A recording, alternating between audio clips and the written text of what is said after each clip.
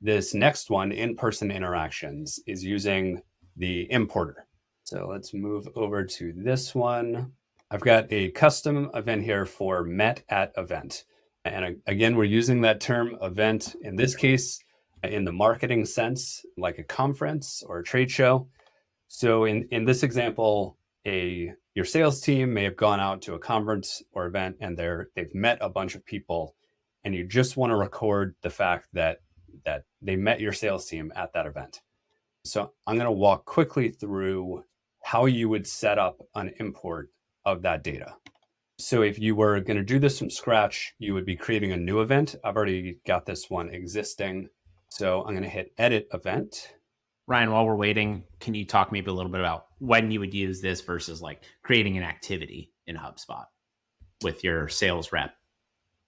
Yes. Person. So I think there's a few different ways that you could go about it. One is creating an activity. I think activities tend to, so you could create a meeting activity, but because this might just be like a handshake or an exchange of business cards, it's not necessarily something that would warrant that like level of detail that you would get with a meeting activity. It's because you're not hosting it. It's also probably not a fit for a marketing event where you're capturing a lot of data about, the setup of that event. So this is like a really simple, you just want to capture like a point in time that happened. So we've got this loaded up when you are. I can see this being really helpful for like somebody visiting your table or something. Exactly. Like you've got a booth. Yeah. Like you have that bowl at your booth to drop in a card. I think to kind of add, I would say activities are really good if you want to capture like long form information. If I had a call with someone and I want to write a ton of notes about that call, it's a great way to do that. This is much better for like scale. If I want to just create a ton of these at once, I love that like fishbowl of business cards at an in-person event example. If there was a way to like scan those business cards in a HubSpot, I wish that existed, but this would be a great way to sort of capture, once you get them all in your spreadsheet, get them in there and you can have reporting on what conference they met you at. So to set up this custom event in the importer, you got to give it a name. We've already got one in here because we're just editing it. And then you're selecting a file. This probably looks really familiar if you've ever done a contact import, but I've got a spreadsheet over here with some info. So the very basic information that you're going to need for any custom event upload is something to identify the object that you're associating the event to, as well as when that event occurred. So in this case, we're using contacts. And so we're going to identify them by their email address. And then occurred at is the date that it happened. And this is actually a date time property. So if you wanted to add the time that it happened in there, you could. In this case, I've just used the date.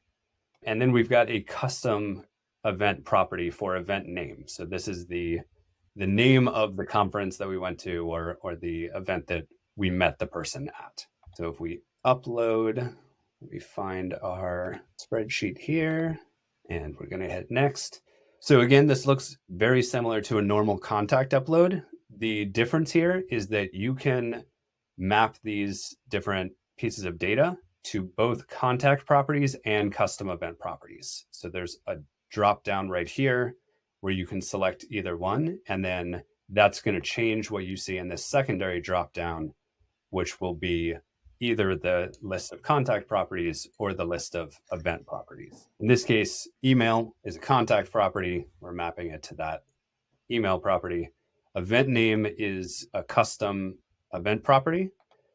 So we can select that here. If it's something that you don't previously have set up, you can create a new property and then just detail what that property is, type in event name, and you can set it up that way. And then lastly, this occurred at, that's a required property for any custom event upload.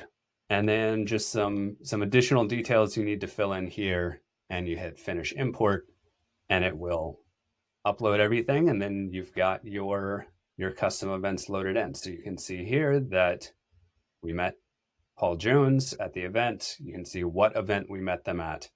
And that's an easy way to track those like quick in-person interactions. Yeah, I think another really good use case related to this import is like for this import is if you don't have the resources or know how to set up like a custom API driven integration between two pieces, this is a really good way to do it kind of in reverse, like Maggie mentioned, for backfilling. So if we go back to that like gifting example, say you're gifting whatever tool you're using, all that data is siloed over there. If you can get it out into Excel and format it, you can get it into HubSpot. That's another really great way to make integrations work that don't quite exist or that don't work in the way that you want them to.